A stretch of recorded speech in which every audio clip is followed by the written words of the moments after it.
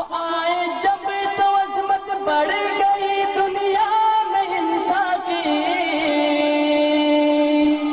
وہ آئے جب تو عظمت بڑھ گئی دنیا میں انسان کی، وہ آئے جب تو عظمت بڑھ گئی دنیا میں انسان کی، وہ آئے جب تو انسان کو فرشتوں کے سلام آئے، وہ آئے جب تو انسان کو فرشتوں کے سلام آئے، وہ دنیا میں خدا کا آخری لے کر پیام آئے، شان نبی جی اللہ اللہ، شان نبی جی اللہ اللہ، سب مل کر بولو اللہ اللہ، شرمانا چھوڑ، وہ آئے جب تو انسان کو فرشتوں کے سلام آئے، وہ دنیا میں خدا کا آخری لے کر پیام آئے۔ أما بعد فأعوذ بالله السميع العليم من الشيطان الرجيم، بسم الله الرحمن الرحيم،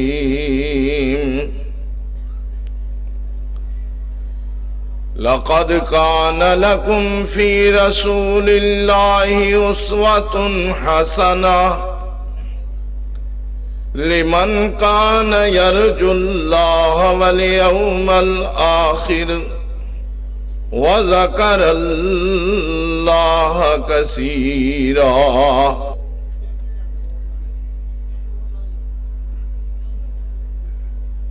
ڈسکا کے روشن ضمیر مسلمانوں اور میری ملت کے غیور جوانوں،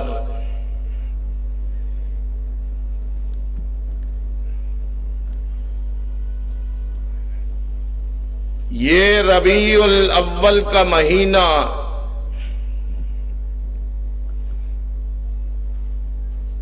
اس اعتبار سے تاریخی مہینہ ہے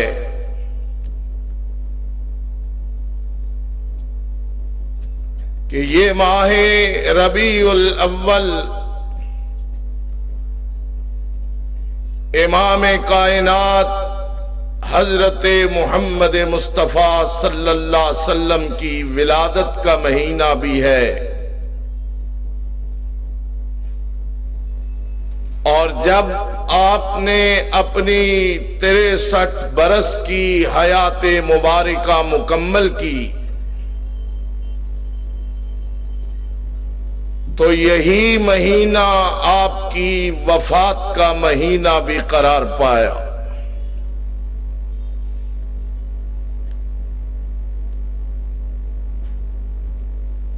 اس حوالے سے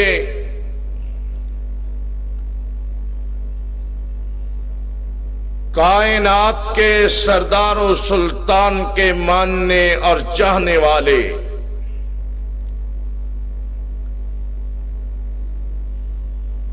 آپ کا تذکرہ، آپ کی سیرت اور آپ کی حیات مبارکہ کا تذکرہ عام دنوں کی بنسبت زیادہ کثرت سے کرتے ہیں،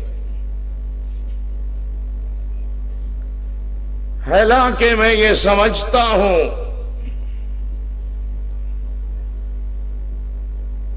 کہ سید الانبیاء کی ذات اقدس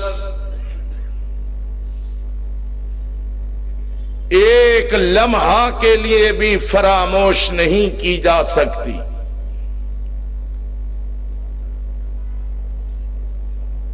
رب اکبر نے اپنے حبیب کے نام نامی اور اسم گرامی کو اور آپ کی رسالت کے حوالے سے آپ کے منصب کو کائنات کے چپے چپے کے اندر شب و روز میں جہاں مسلمان بستے ہیں 5 مرتبہ آذان میں بلند کرنے کا حکم دیا. آذان میں آپ کا نام، تکبیر و اقامت میں آپ کا نام، اور اس وقت تک کسی نمازی کی نماز مکمل نہیں ہوتی کہ جب تک آپ کی ذات اقدس پر درود نہ پیش کرے.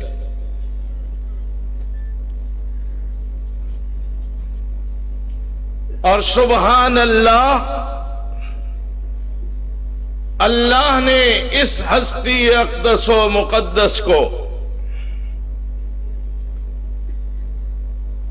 ہماری محبتوں اور عقیدتوں کا مظہر اور محور اور مرکز بنایا.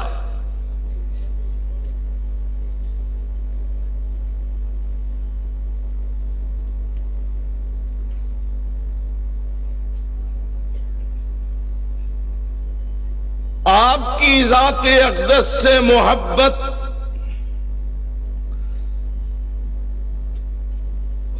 ایک منفرد حیثیت کی حامل ہے، کیونکہ محبت کے کئی انداز ہوتے ہیں، محبت کے کئی اسلوب ہوتے ہیں. یہ محبت جب ایک بیٹے کے دل میں والدین کے لیے پیدا ہوتی ہے تو احترام بن جاتی ہے. یہی محبت جب والدین کے دل میں اولاد کے لیے پیدا ہوتی ہے تو شفقت بن جاتی ہے. یہی محبت جب بھائی کے دل میں بھائی کے لیے پیدا ہوتی ہے تو ایثار بن جاتی ہے. یہی محبت جب ایک بہن کے دل میں بھائی کے لیے پیدا ہوتی ہے تو دعا بن جاتی ہے.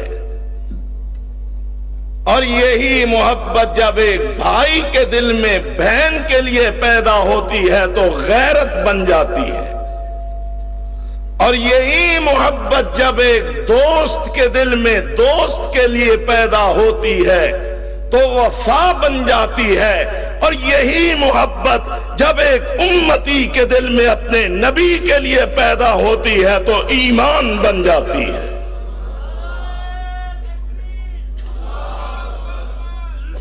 محبت رسول ایمان ہی نہیں، بنیاد ایمان ہے، جان ایمان ہے، روح ایمان ہے. لیکن کس طرح، جس طرح آج ہم اظہار محبت کر رہے ہیں، میں ایک بات شروع میں عرض کر دینا چاہتا ہوں، اور میں کئی برسوں سے یہاں آپ کی محبت، آپ کے پیار کی کشش کے ساتھ یہاں تسلسل سے حاضر ہو رہا ہوں. اور آپ سمجھتے ہیں میرے انداز کو بھی اور مزاج کو بھی. میں تو جس ذات کے حوالے سے بات کرتا ہوں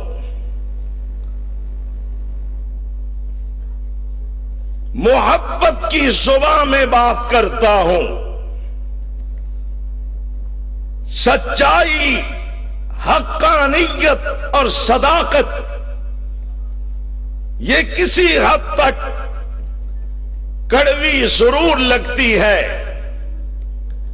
لیکن بسا اوقات آپ جانتے ہیں کہ کڑوی گولی جو ہے اور کڑوی دوا جو ہے وہ صحت کا پیغام بن جاتی ہے۔ لیکن یقین جانیے میرا پیغام محبت ہے جہاں تک پہنچے، میں دین کی دعوت پیش کرنے میں جب بھی اللہ کے بندوں کے سامنے کھڑا ہوتا ہوں تو میرے پیش نظر میرے آقا و مولا کا وہ ارشاد اور فرمان ہوتا ہے کہ الدین النصیحہ۔ حضرات یہ توجہ سے بات سنیں، یہ افراتفری نہ کریں، مجھے اپنے خیالات ذرا باندھنے دیں، بات کو چلنے دیں۔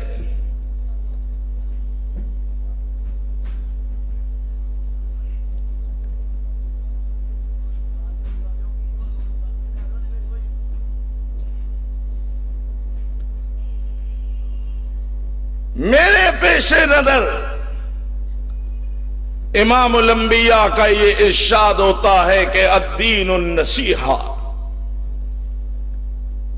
یاد رکھو دین خیر خواہی کا اور ہمدردی کا نام ہے۔ اگر میں شرک کے خلاف آواز بلند کرتا ہوں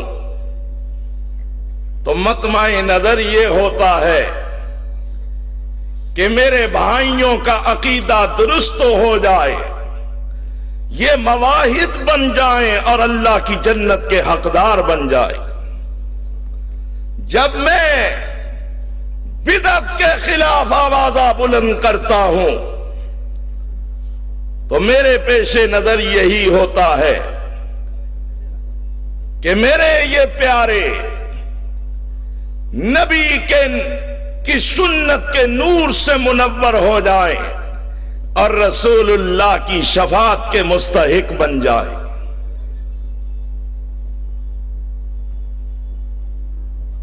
الغرض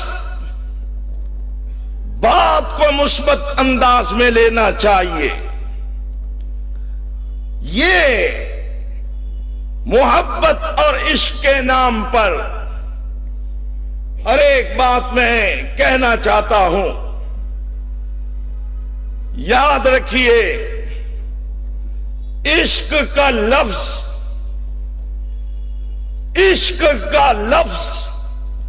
اور اس کا استعمال نبوت کی شان کے خلاف ہے۔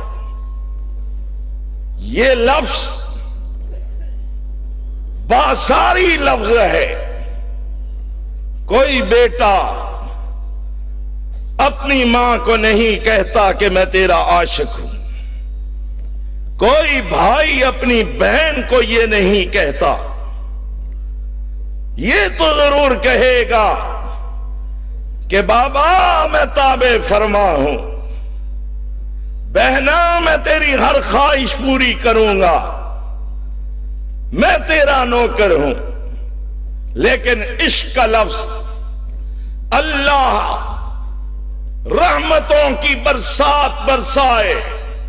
حضرت قاضی سلیمان منصور پوری رحمہ اللہ کی قبر پر صاحب رحمت للعالمین قاضی سلیمان منصور پوری سیرت کی شورائے آفاق کتاب رحمت للعالمین میں لکھتے ہیں کہ 3 لفظ ہمارے مسلمان بڑی کثرت سے استعمال کرتے ہیں، لیکن ان کا استعمال نہ قرآن میں ہے نہ سنت میں ہے۔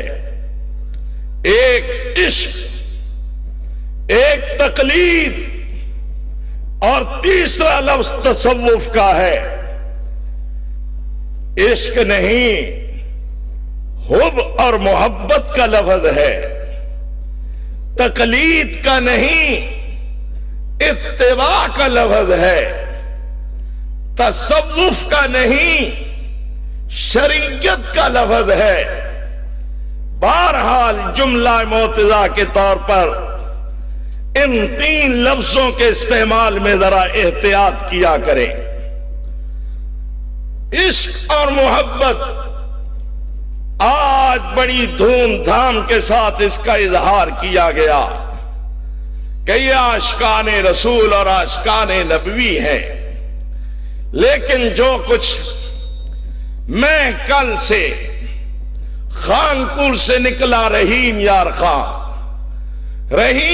خان سے رات لاہور سے یہاں تک جو مظاہر اور جو مناظر جشن میلاد کے حوالے سے میں نے دیکھے اور آپ بھی دیکھ رہے ہیں، کس طرح ایک طوفان بدتمیزی بپا ہے، کس طرح ایک ہڑبونگ ہے، کس طرح بے پردہ عورتیں اور بچیاں نکلی ہیں، کیا کرنے؟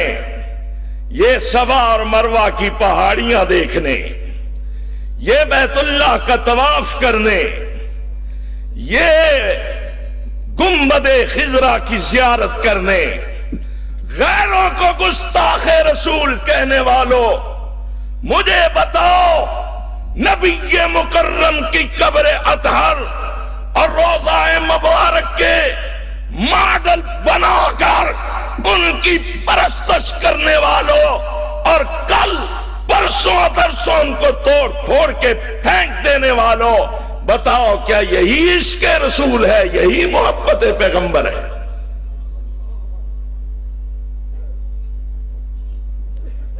ڈھول کی تھاپ پہ رقص ہو رہا ہے اور میڈیا کا دور ہے، کوئی آنکھیں بند نہیں کر سکتا۔ آج تو وہ بھی میڈیا کے دل دادا ہیں کہ جو کل تک ٹی وی کو سنسار کیا کرتے تھے، ٹی وی کو سنسار کیا کرتے تھے۔ میڈیا کا دور آپ دیکھ رہے ہیں، نعت خان، قوال، کیسے ان کے حلیے، کیسے ان کے لباس، کس طرح میوزک، کس طرح جناب راگ، کس طرح ڈھول اور اس طرح کے مزامیر ہیں جن پر وہ رسول اللہ کی نعتیں پڑھ رہے ہیں۔ فَإِنَّا لِلَّهِ وَإِنَّا إِلَيْهِ رَاجِعُونَ۔ ان کے حلیے، ان کی شکلیں پیغمبر کی تعلیم اور پیغمبر کی سیرت اور صورت کی نفی کرتی ہیں۔ ذرا دیکھ لیں ٹی وی کھول، اور تو اور میرے بھائیوں، اور تو اور رقیق اور باریک لباس پہن کر برانہ چہروں کے ساتھ، ننگے سروں کے ساتھ عورتیں بھی بیٹھی میلاد منا رہی اور ٹی وی ان کو دکھا رہا۔ ہائے ہائے، کس طرح ڈھول کی تھاپ پہ رقص ہو رہا ہے، کس طرح بھنگڑے ڈالے جا رہے ہیں۔ میں یہ باتیں تنزل نہیں کہتا، دکھ ہے کہ رسول اللہ نے اس امت کو کیا بنانا چاہا اور یہ امت کیا بن رہی ہے۔ رسول اللہ اس امت کو کس راہ پہ چلانا چاہتے تھے اور یہ امت کس راہ پہ چل رہی ہے۔ اور میں نرم سے نرم لفظوں میں یہی کہہ سکتا ہوں کہ یہ امت روایات میں کھو گئی، نرم سے نرم لفظوں میں یہ امت روایات میں کھو گئی اور حقیقت خرافات میں کھو گئی۔ اس سے بھی نرم لفظ چاہیے تو میں اقبال کی زبانی کہوں گا، کیا کہا اس مرد قلندر نے کہ قلب میں سوز نہیں، قلب میں سوز نہیں، روح میں احساس نہیں، ارے کچھ بھی پیغام محمد کا تمہیں پاس نہیں۔ اور میں تھوڑے سے تصرف کے ساتھ یہ کہنے کی جسارت کروں گا کہ قلب میں سوز نہیں، روح میں احساس نہیں، امت کچھ بھی تمہیں نام محمد کا پاس نہیں۔ کچھ بھی نام محمد کا تمہیں پاس نہیں. آج اپنے آقا کے نام کو، اور سچی بات ہے ہم مولویوں کی باتیں ایک طرف اور چیمہ صاحب نے 2-4 باتیں کی، لیکن جس درد دل سے کی ہے، جس درد دل سے کی ہے، اگر آپ محسوس کریں تو اندازہ ہوگا کہ واقعتاً آج یہ امت روایات اور خرافات کا شکار ہو چکی ہے. اور کہتے کیا ہے کہ رسول اللہ صلی اللہ علیہ وسلم کی آمد کی ہم خوشی منا رہے ہیں.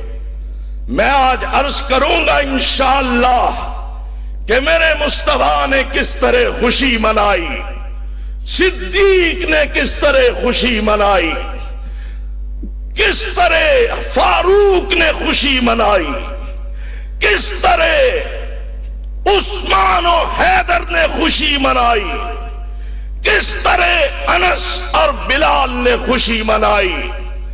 خوشی کی گھڑیاں بھی رب لایا، پیغمبر کے سینے کو رب نے ٹھنڈا کیا، رسول کی آنکھوں کو اللہ نے سرور بخشا، دل کو سکون بخشا. پیغمبر علیہ السلام نے یسر کا دور دیکھا، خوشی دیکھی، لیکن بہت بعد میں. آج میں ذرا توجہ مبذول کروانا چاہتا ہوں. آج اس رسول کے نام پر بھنگڑے ڈالے جا رہے ہیں، لیکن جب میں پیچھے پلٹ کر اپنے حبیب کی سیرت کو پڑھتا ہوں تو مجھے رسول سرزمین طائف پہ پتھر کھاتے ہوئے نظر آتا ہے. تو ڈھول کی تھاپ پہ تھرکتا ہے اور رسول اللہ سر پر سجود ہے اور پشت مبارک پر غلیظ اوجڑی ڈالی جاتی ہے. اور ایک دیوانہ آیا، ایک دیوانہ، ایک چاہنے والا، ایک ماننے والا، جس نے مان کر دکھایا، وہ آ کر آپ کی پشت اقدس سے غلیظ اوجڑی کو ہٹاتا ہے اور کفار کو دھکیل کر پیغمبر سے دور کرتا ہے. آدھا اللہ، آدھائے رسول اور رسول کے درمیان وہ تنہا اللہ کا بندہ ڈھال بن کے کھڑا ہو جاتا ہے اور کہتا کیا ہے؟ اتقتلون رجلا ان یقول ربی اللہ.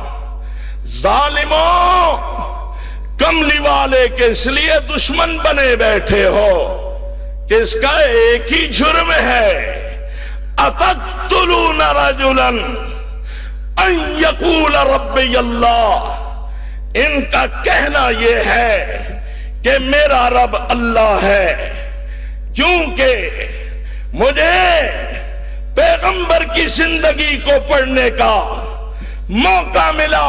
آپ نے بھی پڑھی، نہیں تو پڑھے. ایک وہ دور تھا کہتے محمد تجھ جیسا حیا والا کوئی نہیں، تجھ جیسا صادق کوئی نہیں، تجھ جیسا امین کوئی نہیں، تجھ جیسا خوددار کوئی نہیں، تجھ جیسا با اخلاق کوئی نہیں، تجھ جیسا با کردار کوئی نہیں، تجھ جیسا حسین کوئی نہیں، تجھ جیسا خوبصورت کوئی نہیں.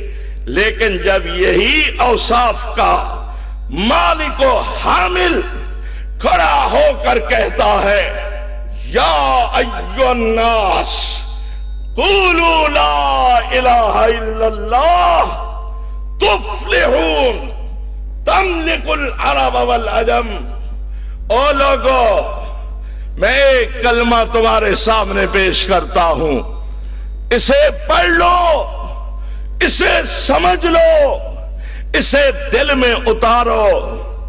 صرف یہی نہیں کہ تسبیح لے کے بیٹھ جاؤ، منکے پہ منکے پھینکتے جاؤ، لا الہ الا اللہ، لا الہ الا اللہ، یہ تسبیحاں حجروں کے اندر بیٹھ کر چلے کاٹ کر نہیں، بلکہ رسول نے یہ کلمہ پڑھا اور پڑھایا، کسی حجرے میں بیٹھ کر نہیں، کسی خانقاہ میں بیٹھ کر نہیں، کسی اپنے خلوت قدے میں بیٹھ کر نہیں، بلکہ یہ کلمہ تقاضا کرتا ہے، یہ کلمہ تقاضا کرتا ہے کہ اٹھاؤ، اس کلمے کو لے کر اٹھو۔ اور اٹھانے والے نے اٹھایا، کس طرح؟ کبھی کہا یا ایھا المزمل قم اللیل الا قلیلا نصفہ او انقص منہ قلیلا او زد علیہ ورتل القرآن ترتیلا۔ رات کو اٹھایا تو اپنے ساتھ تعلق قائم کرنے کا حکم دیا، اور یہ رات کا جاگنے والا دن کے وقت تھوڑا سا سستاتا ہے، چادر اوڑھتا ہے، پھر آواز آئی یا ایھا المدثر قم فانذر وربک فکبر وربک فکبر قم فانذر وربک فکبر قم فانذر وربک فکبر۔ اے چادر اوڑھ کے سونے والے، ہم نے آپ کو مختصر سی 63 سال کی زندگی دی ہے، یہ سوتے گزار دیں گے؟ یہ سو کر بسر کر دیں گے؟ نہیں حبیب، آپ نے سونا نہیں، اٹھنا ہے، جاگنا ہے، جاگنا ہی نہیں، سوئی ہوئی انسانیت کو جگانا ہے، سوئی ہوئی انسانیت کو جگانا ہے، اور جگا کر رب کی چوکھٹ پہ لا کر ان کا سر جھکانا ہے۔ یہ آپ کی بعثت کا مقصد، یہ آپ کی تشریف آوری کا مقصد۔ قم فانذر وربک فکبر، اٹھے اس کلمے کو لے کر، حجرے سے نہیں، حجرے میں نہیں، خانقاہ میں نہیں، بلکہ مجھے کہنے دیجئے کہ منبر و محراب تک محدود ہو کر نہیں، کعبہ کی چار دیواری تک محدود ہو کر نہیں، بلکہ اس کلمے کو لے کر مکے کی سب سے اونچی جگہ جبل صبا کی چوٹی پر کھڑے ہوئے، جبل صبا کی چوٹی پر۔ کوئی ایک ماننے والا نہیں تھا ابھی تک، اکیلا یہ رب کا رسول اکیلے رب کی توحید کا آوازہ بلند کرتا ہے اور کہتا ہے لا الہ الا اللہ پڑھو، اسے سمجھو، اس کے تقاضوں کو پورا کرو، اسے روح میں اتارو، اسے روح میں اتارو۔ تم یہ کلمہ سینے سے لگا لو گے، اس کلمے کے پابند بن جاؤ گے، تو پھر سنو، اللہ کامیابیاں اور کامرانیاں تمہارا مقدر بنا دے گا۔ اور یہی نہیں کہ تمہیں جنت ملے گی، وہ تو ملے گی، یہ کلمہ تو جنت میں لے جانے والا کلمہ ہے، وہ تو تمہیں ملے گی ہی ملے گی۔ لیکن سنو، ایک اور بات بھی کہتا ہوں، تملکل عرب والعجم، یہ کلمہ توحید، یہ لا الہ الا اللہ تمہیں عرب و عجم کا مالک بنا دے گا۔ اللہ تمہیں اقتدار دے گا، اختیار دے گا، کرسی دے گا، حکومت دے گا۔ اور پھر کائنات نے دیکھا کہ 22.5 لاکھ مربع میل کا فاتح 37 لاکھ مربع میل پہ حکومت کرنے والا امیر المومنین سیدنا فاروق اعظم رضی اللہ تعالی عنہ لیٹے ہیں، اپنے ساتھ آپ باتیں کر رہے ہیں، کہتے ہیں عمر تو وہ تھا جسے ڈھنگ سے بکریاں چرانا بھی نہیں آتی تھی، ڈھنگ سے تو بکریاں بھی نہیں چرا سکتا تھا۔ یہ اس توحید کی برکت ہے کہ اللہ نے تجھے عرب و عجم کا فرما روا بنایا ہوا ہے۔ یہ بکریوں کے چرواہے، اونٹوں کو ہانکنے والے، حاجیوں کو لوٹنے والے، مسافروں کے راستے روکنے والے، اجٹ، گماہ، جاہل، غافل، گویا کہ تہذیب و تمدن انسانیت سے ناشنا، لیکن اللہ وہ وقت آیا کہ اس کلمے کو سینے سے لگایا تو مسجد نبوی کا صحن سونے چاندی ہیرے جواہرات درم و دینار سے بھرا ہوا ہے۔ اعلان ہوتا ہے لوگوں محمد کے جانشانوں نے فتوحات کے جھنڈے گاڑے ہیں، فلاں علاقہ فتح ہوا، فلاں علاقہ فتح ہوا، آؤ آ کر جتنا مال چاہتے ہو لے جاؤ۔ اللہ کی قسم سونے چاندی کے انبار لگے ہوئے تھے، مال تو موجود تھا لیکن کوئی لینے والا نہیں ملتا تھا۔ پھر چشم فلک نے وہ منظر بھی دیکھا۔ پڑھو پڑھو خدا کے لیے، نکلو ان باتوں سے، یہ نحوحا سے، بس یہ سریں سن لی، یہ شعر 2-4 رٹے رٹائے بار بار آپ نے سن لیے، کانوں کو آپ نے تسکین دے دی۔ تلذذ سماع اور تفنن تباہ کا ذریعہ نہ بناؤ، بلکہ پڑھو ذرا اپنی تاریخ کو، پڑھو اپنے ماضی کو۔ اللہ کی قسم جتنی تابندہ، درخشندہ، پاکیزہ اور بے داغ تاریخ اللہ نے محمد کی امت کی بنائی، اس کائنات میں کسی اور کو ایسی تاریخ نصیب نہیں۔ پڑھو تو صحیح ذرا، لیکن ہم تاریخ تو دور کی بات ہے، ہمارے پاس تو قرآن پڑھنے کا وقت نہیں، ہم تو قرآن کو نہیں کھولتے، اور کھولتے بھی ہیں تو تب جب اسرائیل موت کے فرشتوں کے ساتھ دروازے پہ دستک دیتا ہے، لو میں آ گیا۔ اب کہتے ہیں لاؤ قرآن، اس کے پاس بیٹھ کر یاسین شریف پڑھو، جلدی اس سے جان چھوٹے۔ اب قرآن لایا جاتا ہے، یہ سکرات الموت کا شکار ہے، یاسین پڑھی جا رہی ہے، پڑھنے کا، سننے کا، سمجھنے کا وقت گزار دیا، اب یاسین پڑھی جا رہی، جان نکل گئی، اب مردے کے پاس قرآن پڑھا جا رہا ہے۔ بعض جگہوں میں قبر تیار ہوتی ہے، مولوی قبر میں اتر جاتا ہے، سورت ملک پڑھو، سورت یاسین پڑھو، فلاں پڑھو، اب قبر کے اندر قرآن پڑھا جا رہا ہے۔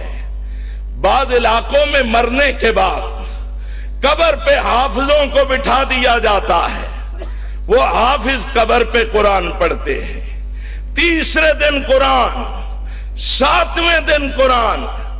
اگلے دن میں اپنے جامعہ میں بیٹھا تھا، ایک شخص آیا، کہنے لگا جی کلام پاک چاہیے، کلام پاک چاہیے۔ میں بات تو سمجھ گیا کہ یہ کس طرح کا کلام چاہتا ہے۔ میں نے اپنے آفس سیکرٹری کو کہا کہ ان کو قرآن مجید کا ایک نسخہ لا دو، یہ کلام پاک لینا چاہتے ہیں۔ وہ گیا قرآن کا نسخہ لایا، یہ لو، کہتے یہ نہیں چاہیے۔ میں نے کہا آپ نے کہا، کہتے نہیں پڑھا پڑھایا چاہیے، ایصال ثواب کرنا ہے، وہ نہیں ملتا یہاں۔ میں بھی تھوڑا سا موڈ میں تھا، میں نے کہا مل جائے گا، وہ بھی ہے، لیکن 1000 روپے کا ایک سپارہ، 30,000 کے 30 سپارے۔ فوراً اس کا ماتھا ٹھنکا، کہتا ہے میں غلطی سے کہیں وہابیوں کے مدرسے میں تو نہیں آ گیا۔ میں نے کہا بالکل اب صحیح ٹھکانے پہ آئے۔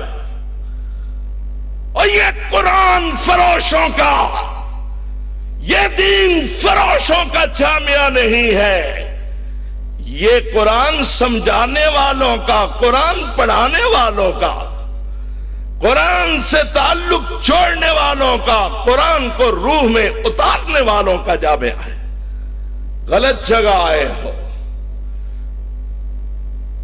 پڑھا لکھا بندہ تھا، میرے پاس بیٹھ گیا، پھر کچھ دیر بیٹھا رہا۔ میں نے اسے جب صورتحال سمجھائی، ایصال ثواب کی حقیقت بھی بتلائی،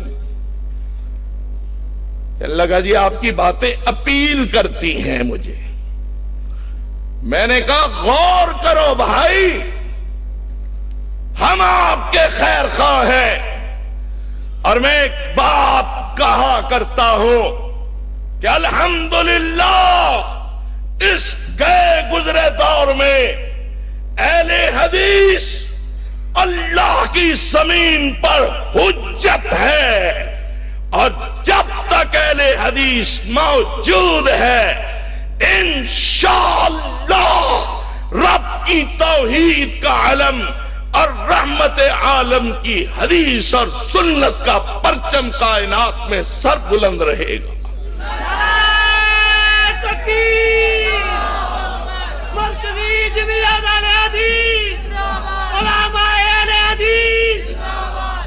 ہمارے جیتے جی کوئی اس پرچم کو جھکا نہیں سکتا۔ اور میرے بھائیوں، میرے بزرگوں، اور بالخصوص میری ملت کے غیور جوانوں، یہ طرف جو میں دیکھتا ہوں بستی بستی، کریا کریا، نگر نگر، تو اللہ کی قسم مجھے اس طرف سے شہیدوں کے خون کی خوشبو آتی ہے، شہیدوں کے خون کی۔ وہ خود تو جام شہادت نوش کر گئے، لیکن قوم کو ایک ولولہ نو دے کر کے گئے۔ ابھی کل کی بات آپ کیا جانے کیا ہے، ہمارے پاس کہاں وقت ہے کہ ہم ابن تیمیہ کو پڑھیں، ہم احمد بن حنبل کو پڑھیں، ہم مالک بن انس کو پڑھیں۔ ہمیں کہاں وقت ملتا ہے کہ ہم بنگال اور بر صغیر کے دیگر تختہ دار پہ لٹکنے والے اہل حدیثوں کی تاریخ کو پڑھیں۔ ہمارے پاس کہاں وقت کہ ہم سیدین شہیدین کی تاریخ کو پڑھیں۔ لیکن یہ تو اب جانتے ہیں نا، یہ تو جانتے ہیں، یہ کل کی بات ہے جب لاہور کے وسط میں حضرت علامہ شہید رحمہ اللہ اپنے جانثاروں کے ساتھ، اور علامہ شہید رحمہ اللہ ان کی قبر پر نور کی برسات برسائے، رحمتوں کی بارش نازل فرمائے۔ दराजात को बुलंद करे। और सच्ची बात है, मुझसे पूछो, मैंने उनकी रिफाकत में कुछ बरस गुजारे, वो अल्लाह की तरफ से हमारे लिए एक नेमत थी, हमने कदर न की, रब ने नेमत वापस ले ली। लेकिन चंद वर्षों के अंदर मुल्क के अंदर एक इनकलाब बपा कर दिया, मुल्क को हिला कर रख दिया, और दिले शैतान में वो कांटे की तरह खटक रहे थे। और फिर आप जानते हैं कि जब वो आखिरी खिताब फरमा रहे थे, आखिरी कलिमात कह रहे थे, तो क्या कह रहे थे कि काफिर है तो शमशीर पे करता है भरोसा, मोमिन है तो बेतेग भी लड़ता है सिपाही, इस्लाम का बेबाक सिपाही। एहसान इलाही ज़हीर ये कहते हुए अपने जिस्म को छलनी करवा लेता है, अपने जिस्म के अंग अंग के परखचे उड़वा देता है। और इसीलिए मैं जब अपनी माजी की तारीख को देखता हूं और सिलसिले और कड़ियां जोड़ता हूं, तो मैं ये कहने पे मजबूर हो जाता हूं कि हरी है शाखे तमन्ना, हरी है शाखे तमन्ना, अभी जली तो नहीं, दबी है आग जिगर की, मगर बुझी तो नहीं, दबी है आग जिगर की, मगर बुझी तो नहीं। मुझे इन चंगारियों में बड़ी हरारत नजर आ रही है। इंशाअल्लाह तुम कितने अल्लाह में मारोगे, तुम कितने यस्तानी शहीद करोगे, इंशाअल्लाह घर घर अल्लामा पैदा होंगे।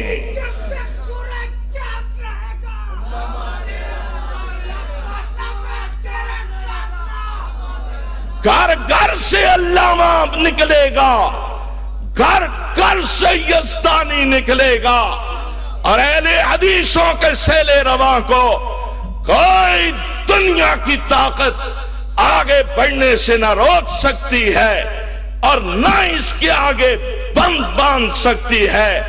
मेरी तारीख यह है कि हरी है शाखे तमन्ना, अभी जली तो नहीं, दबी है आग जिगर की, मगर बुझी तो नहीं। और जफा की तेग से, जुल्म की तेग से कटी है गर्दन बरसरे मैदान, मगर झुकी तो नहीं। जफा की तेग से गर्दन वफा शियारों की कटी है बरसरे मैदान, मगर झुकी तो नहीं। अहले हदीस वो होता है, चलो यारो आज यही पैगाम लिख कर ले जाओ, दिल की तख्तियों पे नोट करके यही पैगाम ले जाओ। अहले हदीस वो होता है जो अल्लाह के सिवा किसी के सामने गर्दन नहीं झुकाता। उसकी गर्दन कट तो सकती है, रब के मां सिवा किसी गैर के सामने झुक नहीं सकती, नहीं झुक सकती अल्लाह के फजल और करम के साथ। बहरहाल ये अल्लाह की तौहीद की बरकतें हैं। फिर चश्मे कायनात ने वो दौर देखा, हजरत उमर बिन अब्दुल अजीज का दौर है, अकीदाए तौहीद का अलंबरदार उमरे सानी उमर बिन अब्दुल अजीज का दौर है।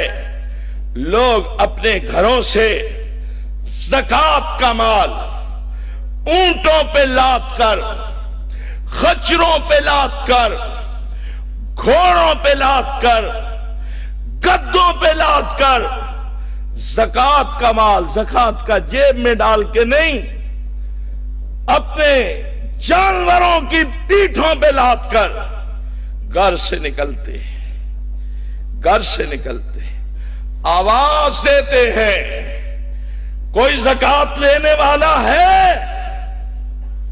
ये हमारा ऊंट लदा हुआ है माले ज़कात से।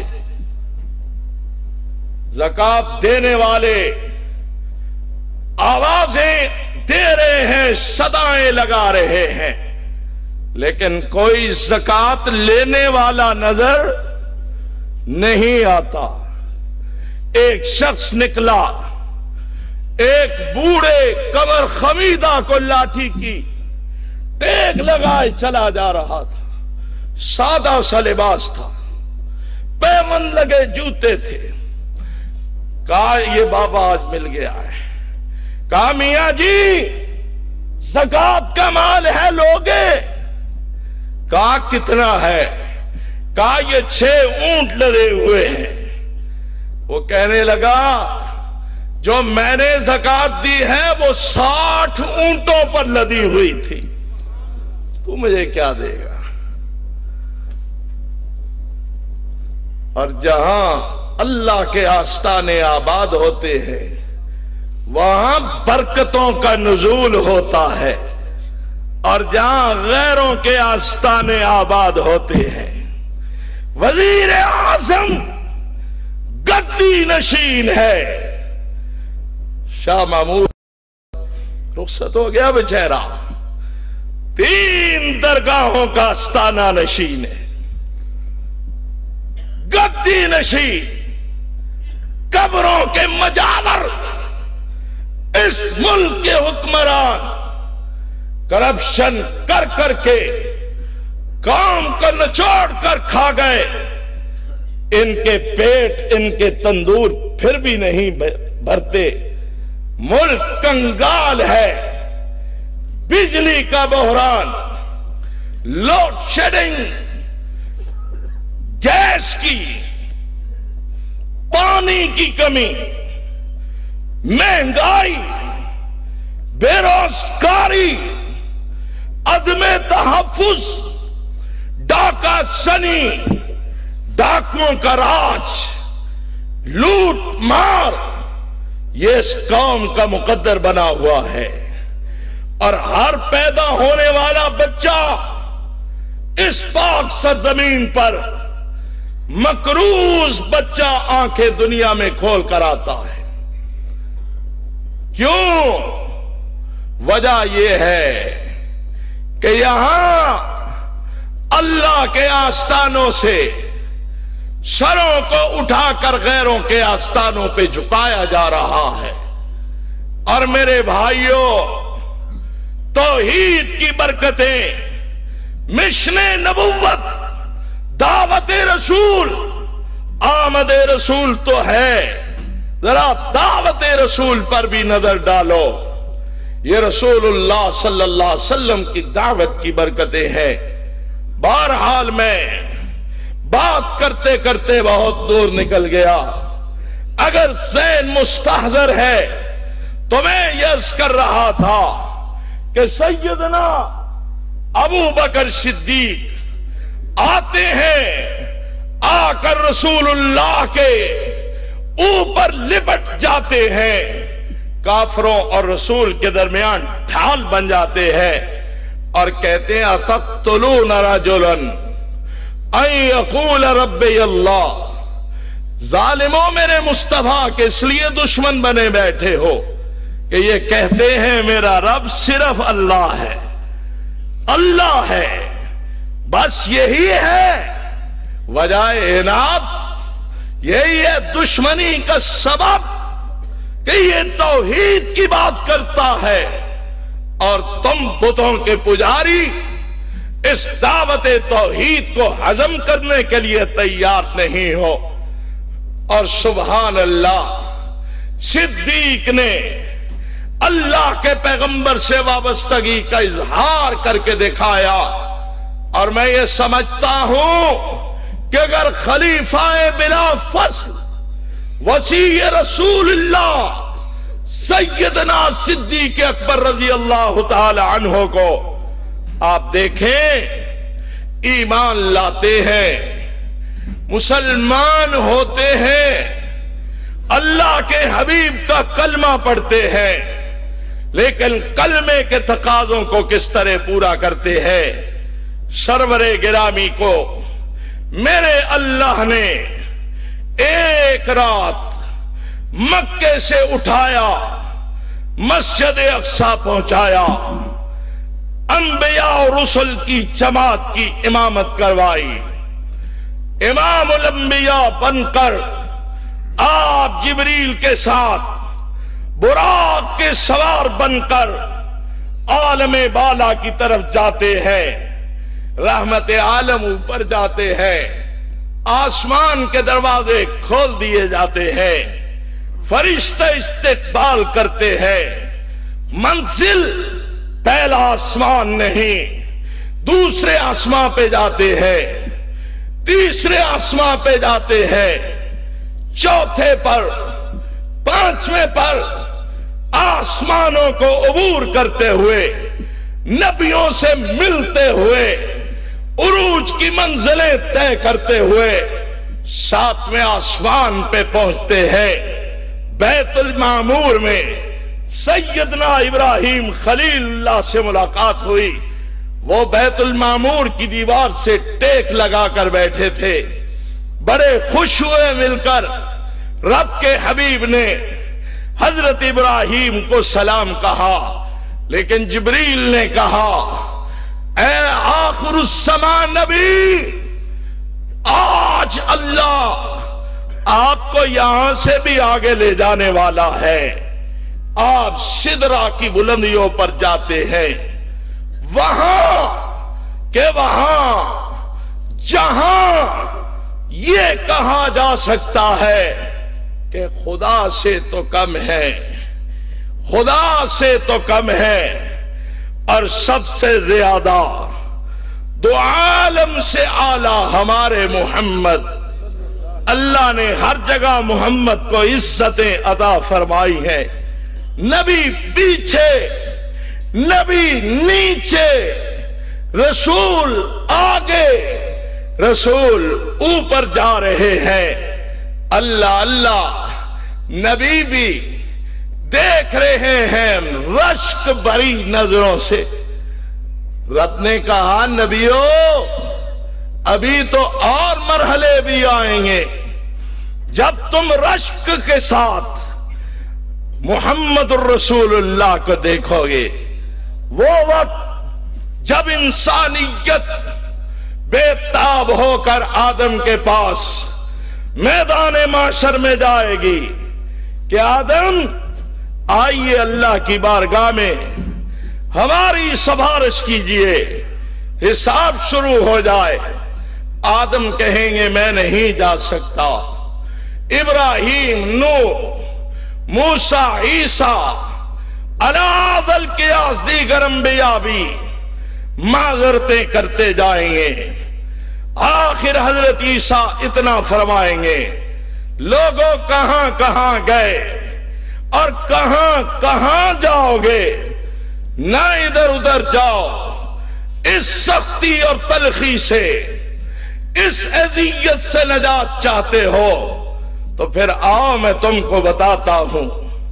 وہ یہ ہے کہ آج کے دن اگر اللہ کی بارگاہ میں پیش ہو کر کوئی تمہاری بات کر سکتا ہے تو وہی ہستی ہے جس سے اللہ نے کچھ وعدے فرمائے ہیں۔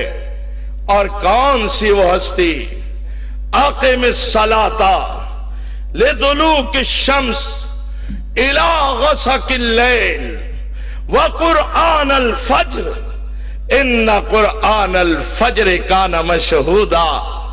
وہ ہستی، اللہ اللہ شان دیکھیں، اور رب کیا کہہ رہا ہے؟ اقم الصلاۃ لدلوک الشمس الی غسق اللیل وقرآن الفجر، ظہر کی نماز، عصر کی نماز، راتوں کی نماز، فجر کی نماز، اے حبیب ان نمازوں کو قائم کرے۔ اور امتیو تم ساری رات سیرت کا جلسہ سننا، اور جب نماز کا وقت آئے تو لمبی تان کے سو جانا کہ ہم نے رات جلسہ جو سنا ہے کوئی فائدہ نہیں ایسے جلسے کا۔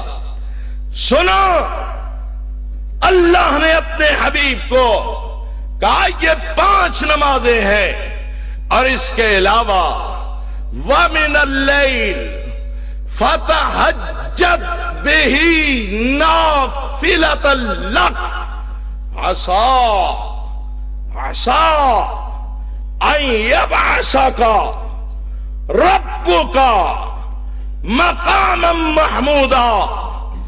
آپ شافع یوم النشور ہے، آپ صاحب مقام محمود ہے، اور قیامت کا دن ہوگا۔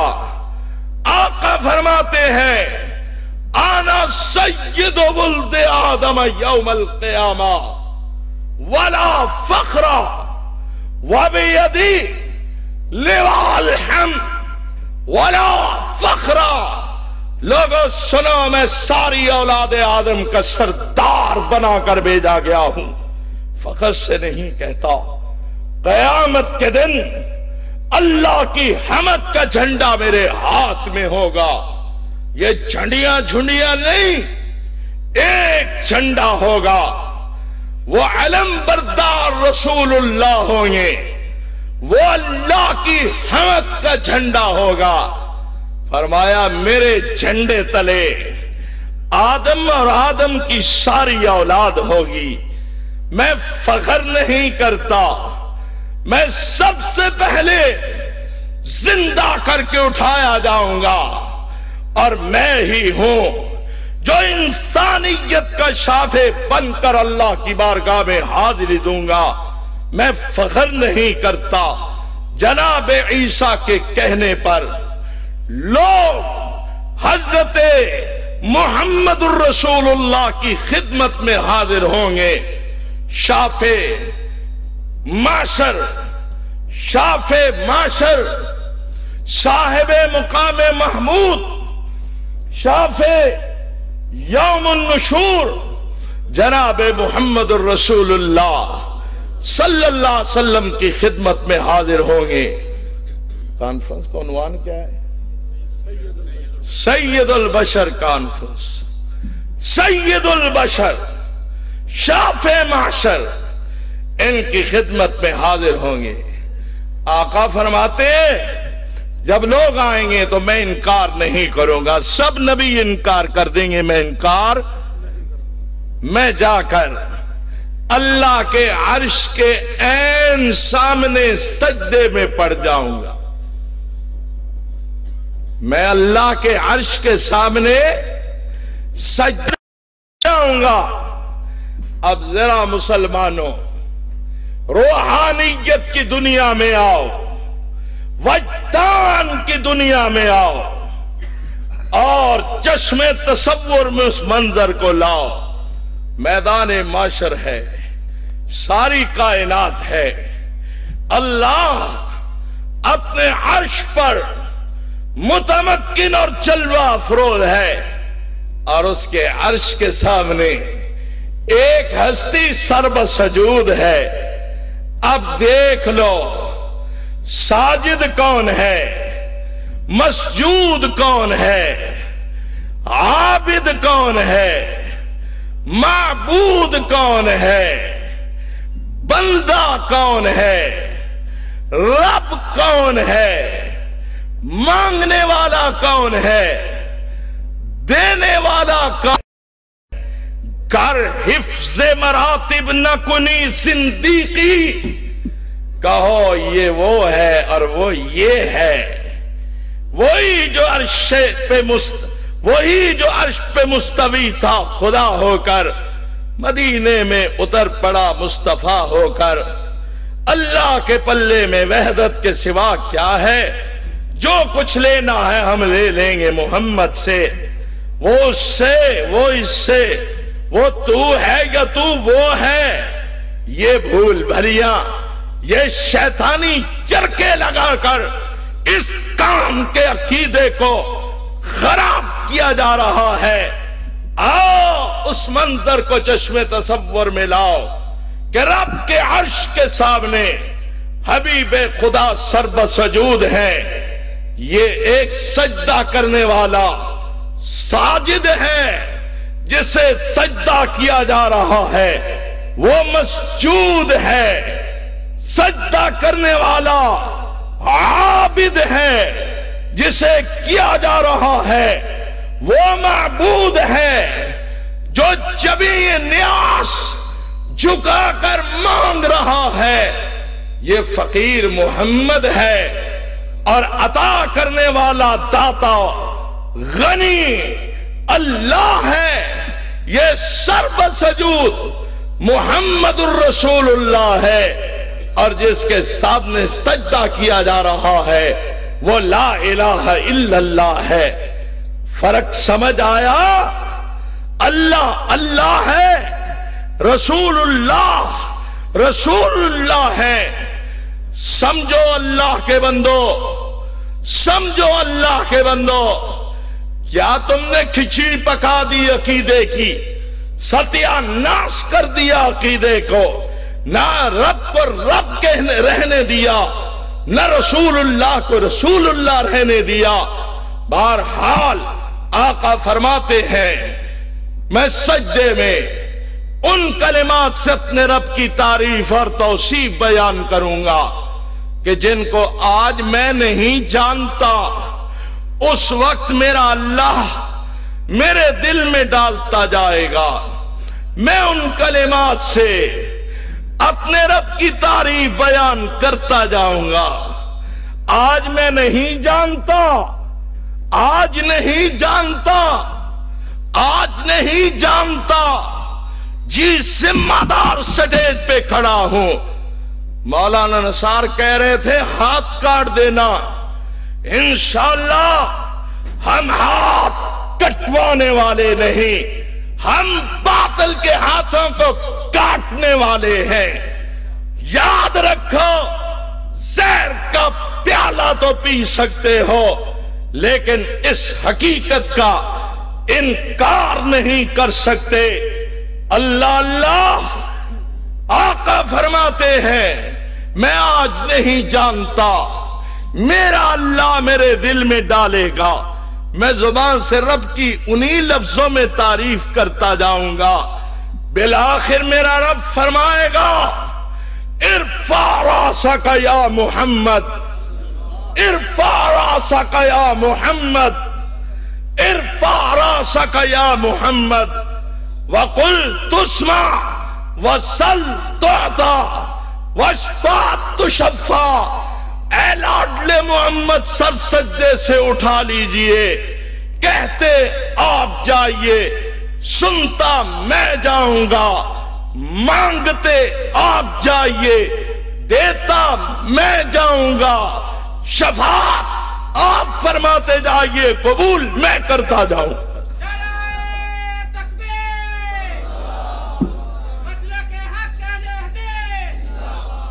اب نبی بھی رش بری نظروں سے دیکھ رہے ہیں، ادھر بھی دیکھ رہے ہیں، لیکن سدرہ کی بلندیوں پر پہنچتے ہیں، اللہ سے ہم کلام ہوتے ہیں۔